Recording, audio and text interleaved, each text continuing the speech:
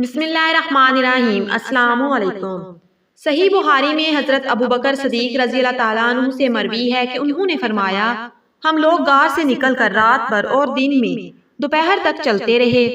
جب ٹھیک دوپہر کا وقت ہو گیا، راستہ خالی ہو گیا اور کوئی گزرنے والا نہ رہا تو ہمیں ایک لمبی چٹان دکھلائی پڑی جس کے سائے پر دھوپ نہیں آئی تھی۔ ہم وہیں اتر پڑے۔ میں نے اپنے ہاتھ سے نبی کریم صلی اللہ علیہ وآلہ وسلم کے سونے کے لیے ایک جگہ برابر کی اور اس پر ایک پوستین بچھا کر گزارش کی، اے اللہ کے رسول صلی اللہ علیہ وآلہ وسلم، آپ سو جائیں اور میں آپ صلی اللہ علیہ وآلہ وسلم کے گرد و پیش کی دیکھ بھال کیے لیتا ہوں۔ آپ صلی اللہ علیہ وآلہ وسلم سو گئے اور میں آپ کے گرد و پیش کی دیکھ بھال کے لیے نکلا۔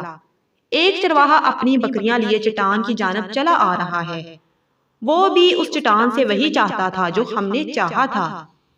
میں نے اس سے کہا، اے جوان، تم کس کے آدمی ہو؟ اس نے مکہ یا مدینہ کے کسی آدمی کا ذکر کیا۔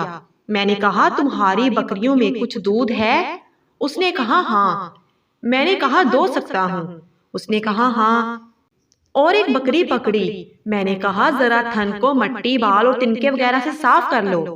اس نے ایک کام میں تھوڑا سا دودھ دوہا اور میرے پاس ایک چرمی لوٹا تھا جو میں نے رسول اکرم صلی اللہ علیہ وآلہ وسلم کے پینے اور وضو کرنے کے لیے رکھ لیا تھا۔ میں نبی کریم صلی اللہ علیہ وآلہ وسلم کے پاس آیا، لیکن گوارا نہ ہوا کہ آپ کو بیدار کروں۔ چنانچہ جب آپ صلی اللہ علیہ وآلہ وسلم بیدار ہوئے تو میں آپ کے پاس آیا اور دودھ پر پانی انڈیلا یہاں تک کہ اس کا نچلا حصہ ٹھنڈا ہو گیا۔ اس کے بعد میں نے کہا، اے اللہ کے رسول صلی اللہ علیہ وآلہ وسلم، پی لیجئے۔ آپ نے پیا یہاں تک کہ میں خوش ہو گیا۔ پھر آپ صلی اللہ علیہ وآلہ وسلم نے فرمایا، کیا ابھی کوچ کا وقت نہیں ہوا؟ میں نے کہا، کیوں نہیں؟ اس کے بعد ہم لوگ چل پڑے۔ اسی سفر میں دوسرے یا تیسرے دن آپ کا گزر ام معبد حذائیہ کے خیمے سے ہوا۔ اس اہم واقعے کی تفصیلی ذکر اگلی قسط میں ہوگا۔ اس کے بعد آپ مقام حجفہ پہنچے جو مکہ کی شاہراہ پر ہے اور جہاں سے مدینہ کی طرف راستہ نکلتا ہے۔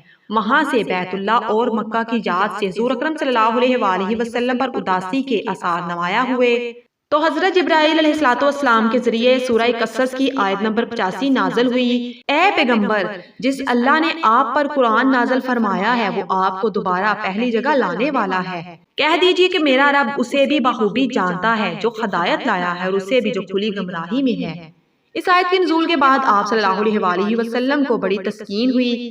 یہاں سے یہ مختصر قافلہ یثرب یعنی مدینہ کی جانب روانہ ہوا۔ اثنائے راہ میں بنی اسلم کا سردار بریدہ بن حصیب اسلمی ملا جس کے ساتھ 70 آدمی تھے۔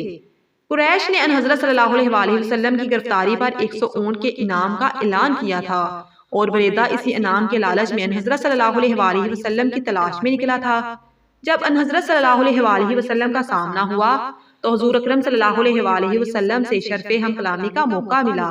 وہ حضور اکرم صلی اللہ علیہ وآلہ وسلم سے بہت متاثر ہوا اور 70 ساتھیوں سمیت مسلمان ہو گیا اور آپ کے ساتھ شریک سفر ہو گیا۔ جب یہ قافلہ قبا کے قریب پہنچا تو بریدہ رضی اللہ تعالیٰ عنہ نے حضور اکرم صلی اللہ علیہ وآلہ وسلم سے عرض کیا، کیا یہ مناسب نہیں ہوگا کہ قافلہ نبوت کے ساتھ آپ کا پرچم بھی موجود ہو؟ چنانچہ حضور اکرم صلی اللہ علیہ وآلہ وسلم نے اپنا امامہ اتارا، اپنے ہاتھ سے اسے نیزے پر باندھا اور بطور پرچم بریدہ رضی اللہ تعالیٰ عنہ کو عطا فرمایا۔ انہوں نے اسے ہوا میں لہرایا اور حضور اکرم صلی اللہ علیہ وآلہ وسلم کے علم بردار کی حیثیت سے آگے آگے چلنے لگے۔ یہ طریح اسلام کا پہلا پرچم تھا۔ مزید ایسی ویڈیوز کے لیے چینل کو لازمی سبسکرائب کریں۔ ملتے ہیں ایسی ہی کسی اور اچھی سی ویڈیو کے ساتھ، تب تک اپنا اور